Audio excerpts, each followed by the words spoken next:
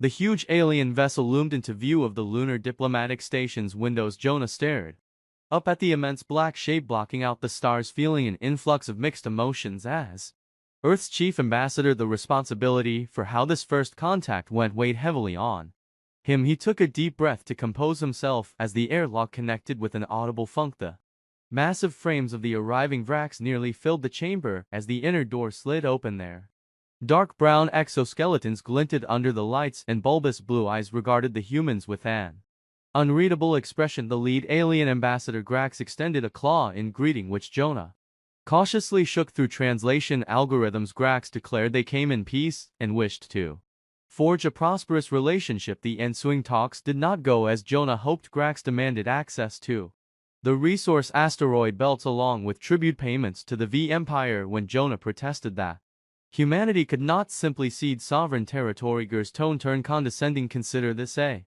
generous offer given our technological superiority. Jonah bit back a retort, mind racing to defuse the situation. That evening the diplomats convened an emergency video call with world leaders back on Earth. Their demands are outrageous and set a terrible precedent, declared the Chinese premier. We must stand firm or risk becoming tributary vassals, agreed the Russian president. Arguments flew across cultural and ideological lines until Jonah called for comment. Agonizing them could provoke conflict. I say we request further dialogue to find common ground. The next meeting with Grax did not go smoothly. No matter how Jonah framed alternative proposals, the alien remained fixated on tribute and territory. When Jonah stood his ground, Ger's eyes flashed red in a sign of anger unfamiliar to the humans. Do not test our patience, ambassador. Your world depends on our good graces. Jonah ended the talks with a bitter taste in his mouth, dreading informing the others that night. Jonah paced the station, wrestling with their disaster across options: take on the Vraxian fleet and demonstrate to the galaxy the true nature of humanity, or give in to their oppressive demands. He heard footsteps and turned to see his second-in-command, Captain S. entering with a grim look. Grax just issued an ultimatum: accept their terms within a solar day or face reprisals. Jonah's heart sank further at this escalation. In an emergency session view screens filled with tense faces as Jonah briefed the situation, shouts immediately erupted over what to do, none of the viable choices appealing. Then the elderly and Secretary General spoke slowly and calmly: my friends, while force will gain us nothing, weakness will see our sovereignty trampled.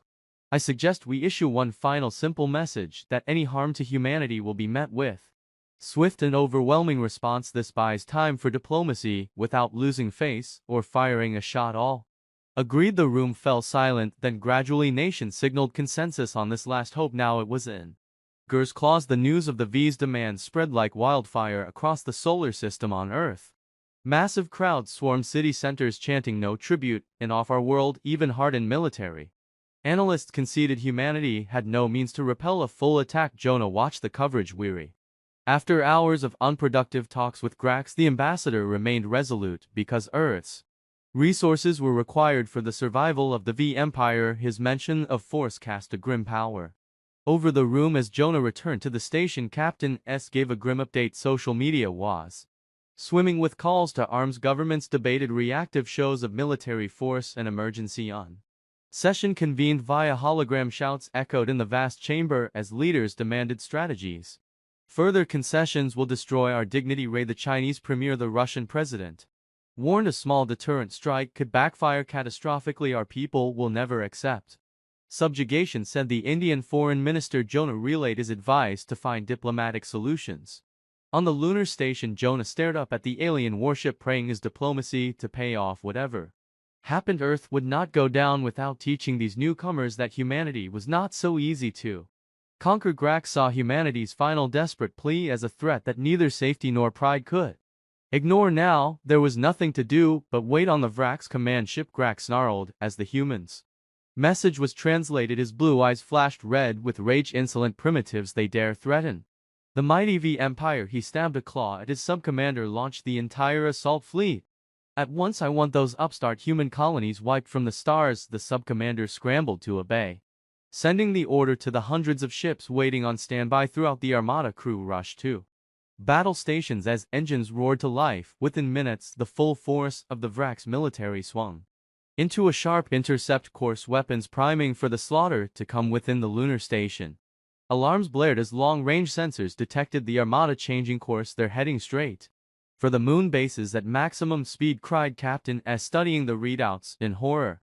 Jonah prepared himself and delivered a command: decloak only one dreadnought and show Earth and the galaxy who we truly are. Through the viewport, he peered into the black and saw a faint flare of light growing behind Earth's shadow on the bridge of the Ezen. Phoenix Commander watched the enemy fleet emerge on her sensors. Over 500 enemy contacts closing at dangerous velocity. All hands to battle stations, she ordered calmly. Into the come around her, the crew leapt into well-practiced motions as blast doors sealed and armor plating hummed into place. Charge main kinetic barriers and plasma lances, standby rocket pods for intercept maneuvers. Aoki felt the deck plates vibrate as the massive engines thundered to life, pulling the Phoenix from its geosynchronous orbit. In a burst of golden light through the forward windows, the crew watched Earth fall away at dizzying speed as the automated pilot and system slammed the nose up and spun the dreadnought to align with its intercept vector. By the time the first Vrax ships broke lunar orbit, the Phoenix would be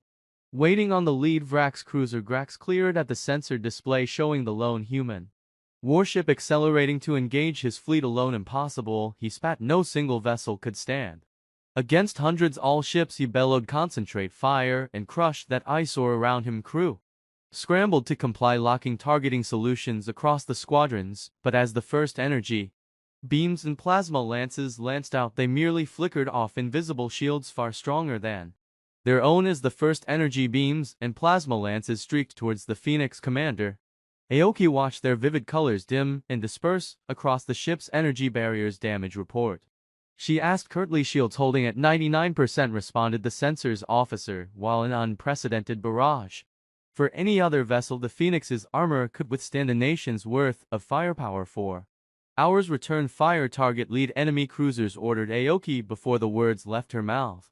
Flickers of light erupted from the Phoenix's forward batteries, dual heavy plasma lances, intense as a sun's core, lashed out like spears. They sheared through the initial Vrax ships with brutal efficiency, superstructures evaporating within the star-hot beams. A spread of precision antimatter warheads followed, tiny singularities of annihilation blossoming into explosions that obliterated entire capital ships. Not a single shot missed its mark. Targeting computers guided by an intelligence far superior to any the aliens possessed. Behind the initial devastation, dozens more versus craft spawn out of control, dead in space. A flicker of doubt entered Gur's mind at the devastation wrought by the single opponent, but he steeled his resolve, determined to outlast the human war machine. Through sheer numbers, all ships jumped to flanking positions, surrounded and pummeled the eyesore from all sides. Obedient to their instincts, the Vraxian pilots executed precision micro-jumps that scattered their fleet in an immersive cloud. Yet for all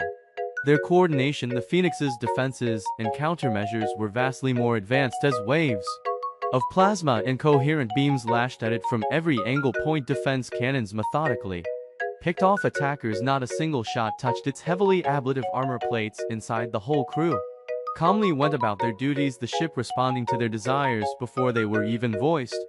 An autonomous parasite weapon was deployed in obsidian spheres that swallowed incoming fire like a singularity. When satiated, it vomited the torn energies of 100 ships back at their original vector. Squadrons disintegrated under their own firepower. Grax howled at the massacre unfolding, his vaunted fleet being picked apart ship by ship. Few commanders in history had witnessed the obliteration of an armada with their own eyes. Despite everything, Grax refused to back down until the human war machine was itself destroyed. He cried out the order for supreme suicide tactics, a final gambit to see them all go down together. 20 more dreadnoughts decloaked around the battlefield.